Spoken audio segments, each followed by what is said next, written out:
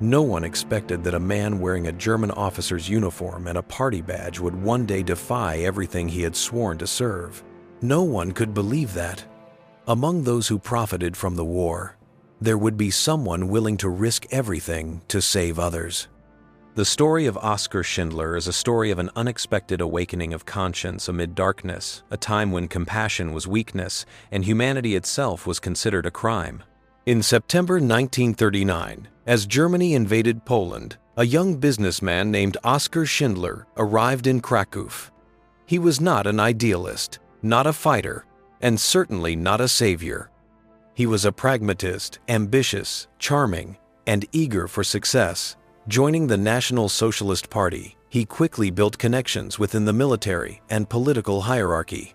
At first, his goal was simple: to profit from the chaos of war. He took over an enamelware factory that had once belonged to a Jewish owner and renamed it Emalia. His workers came from the nearby ghetto, cheap labor, easily controlled, endlessly replaceable. It was a typical wartime business arrangement.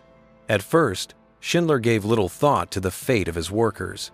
To him, they were just labor hands that turned machines, numbers in his accounts, part of a system that guaranteed profit. He lived as many others did during those early months of occupation, comfortably, indulgently, pretending not to see what was happening beyond the walls of his privilege. But soon, cracks began to appear in that world. He could not avoid what unfolded on the streets of Kraków. He saw people forced from their homes, families torn apart, entire districts disappearing overnight. He tried to remain detached. The war, to him, was distant, a political event beyond his reach. Yet the factory stood too close to the ghetto, and every day he saw the people who worked for him returning through barbed wire, starving and terrified. Among them were elderly men, women, and children who had lost everything. Slowly, a sense of unease began to take hold. The mask of indifference no longer fit as easily as before. Around him were people who helped him see beyond profit. One of them, his Jewish accountant, calm, precise, devoted, became a quiet moral compass. Through him, Schindler began to realize that each worker had a name, a story, a family. The factory stopped being just a business. It became an island of survival within a spreading nightmare.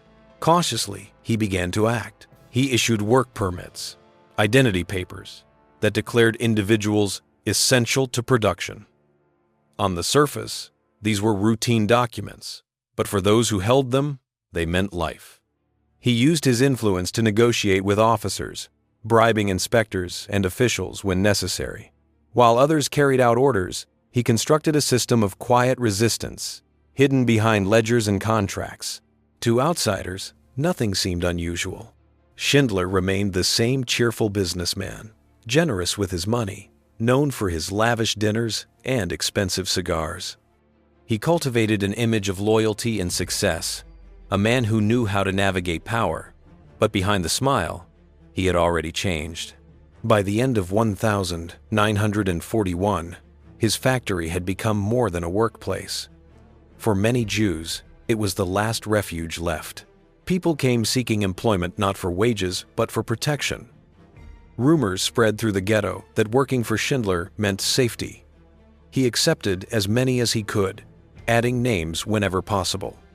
Each document he signed was a quiet act of mercy disguised as bureaucracy. He knew, however, that he was walking a narrow line. Every inspection carried the risk of exposure. Every bribe or forged paper could end in arrest or execution. But the deeper he became involved, the clearer his purpose grew. He could no longer turn away.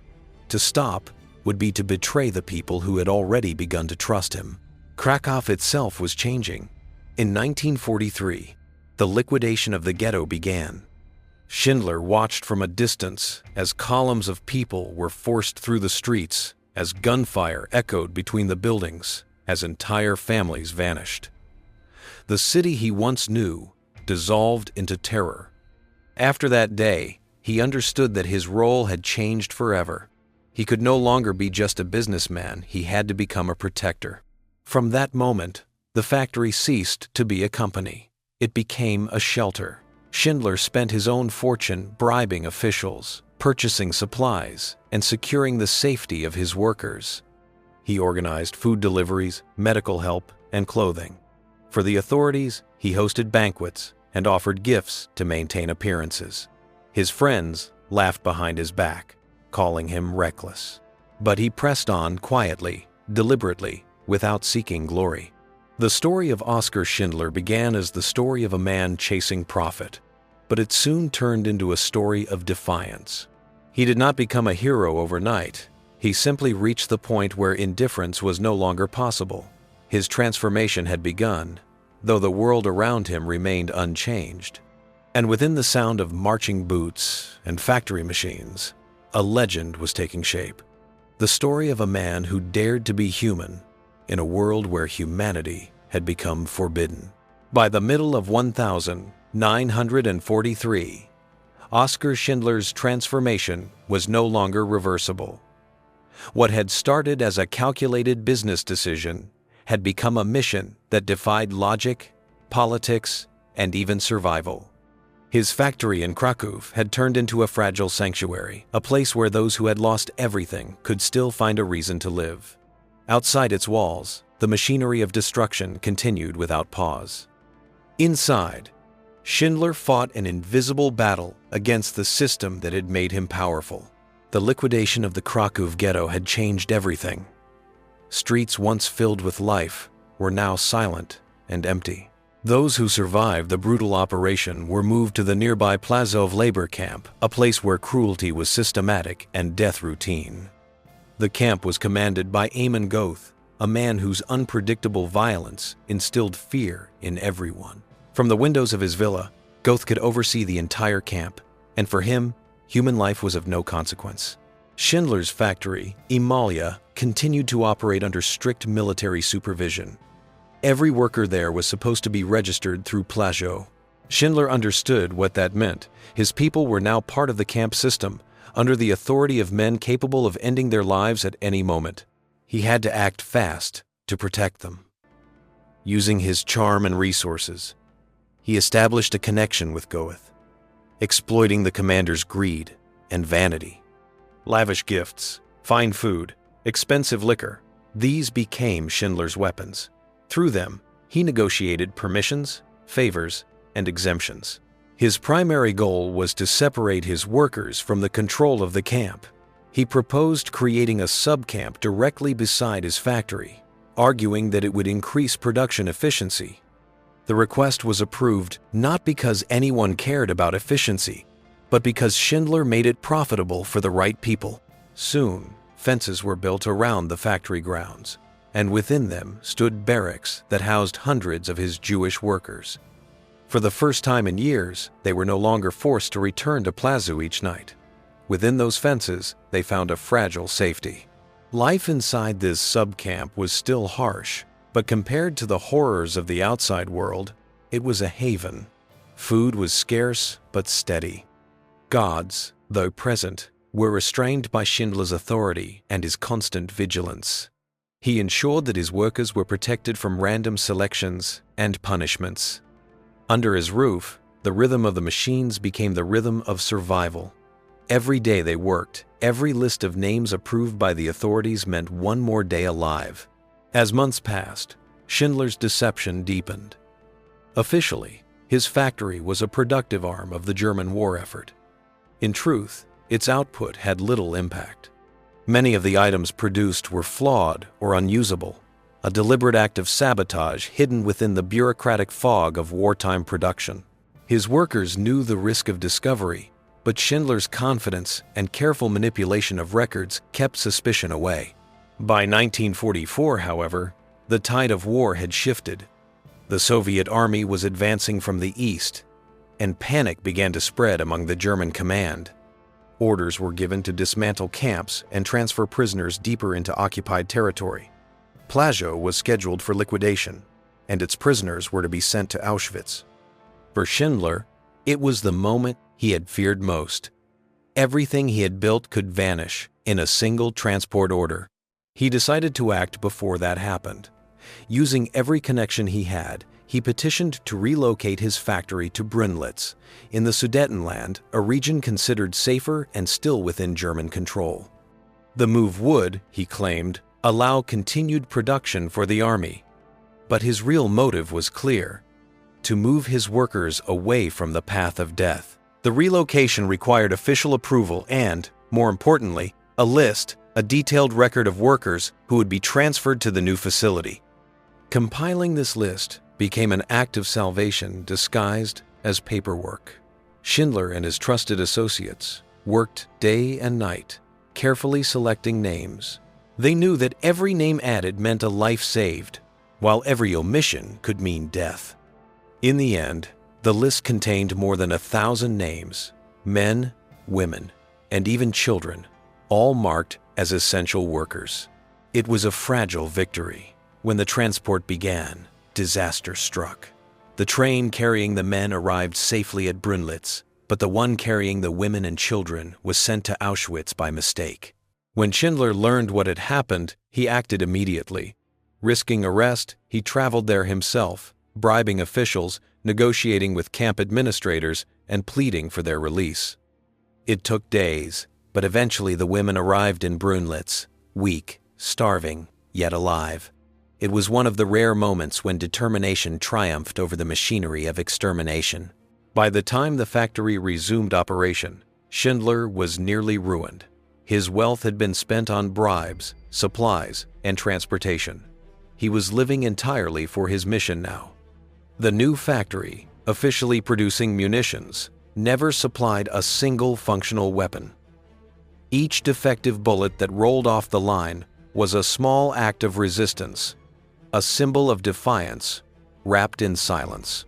Within the walls of Brunlitz, life found a fragile balance. The workers, once condemned, now lived under Schindler's protection.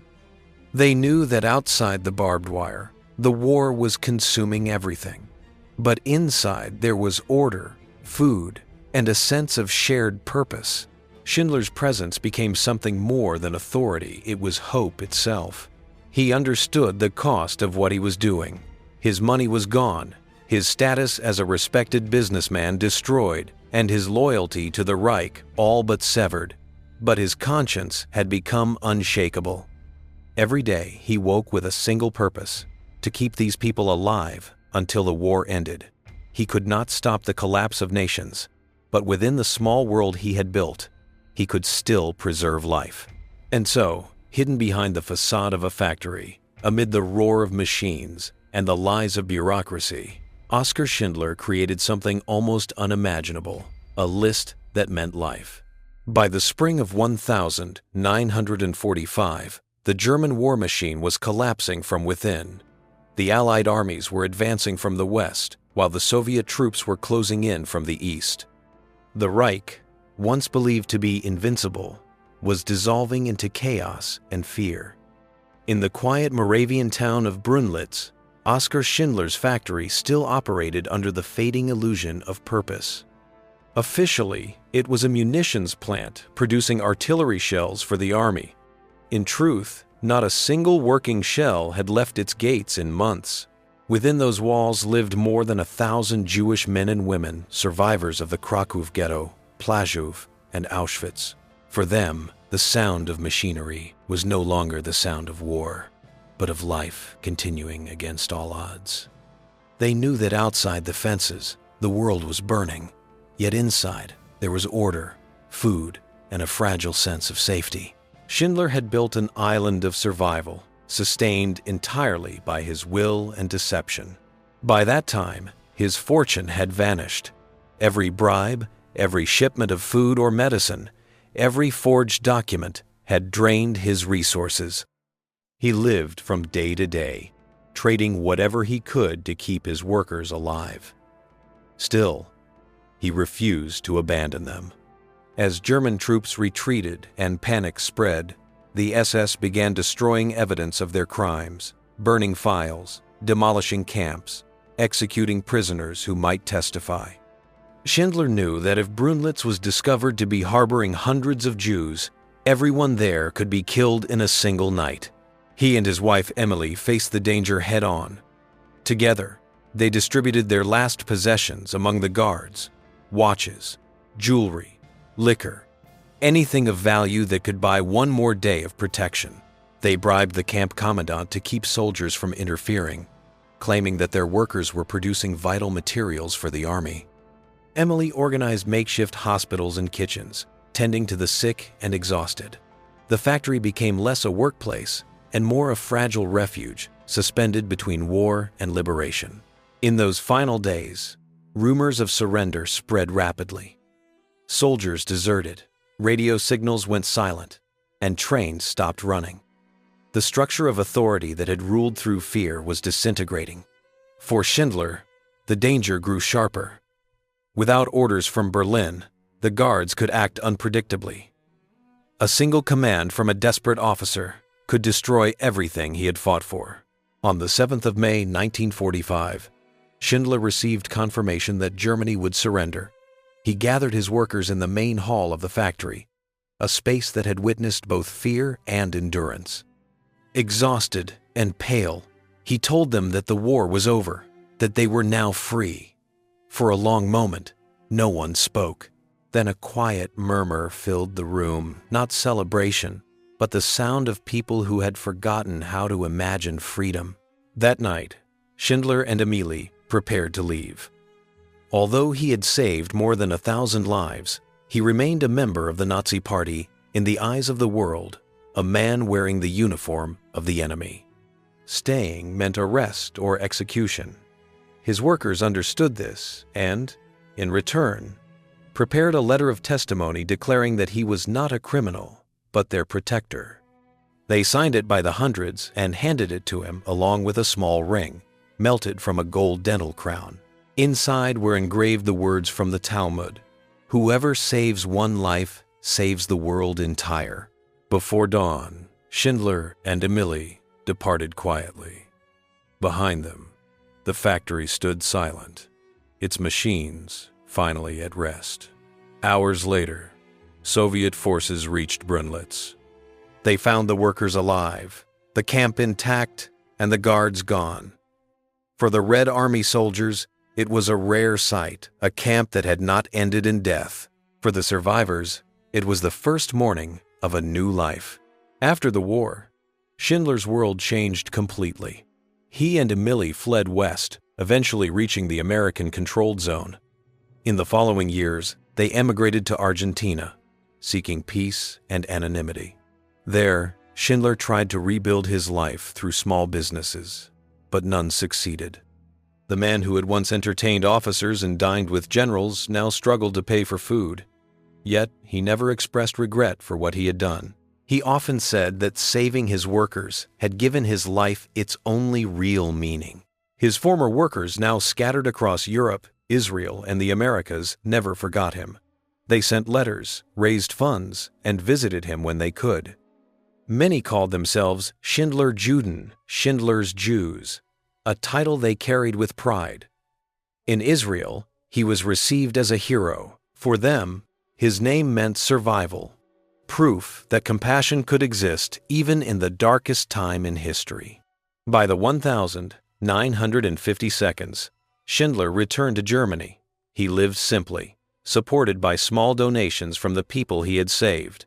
His health declined, but his connection with those survivors remained strong. When he visited Israel, he was welcomed like family. Each visit was an emotional reunion between a rescuer and the generations that had come after his act of defiance. He died in 1974, at the age of 66. His funeral in Jerusalem drew hundreds of people, survivors, their children, and their grandchildren.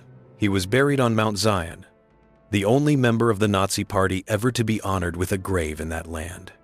His headstone bears the simple inscription, "Righteous among the nations." Around it, visitors still place small stones, a symbol of remembrance and gratitude.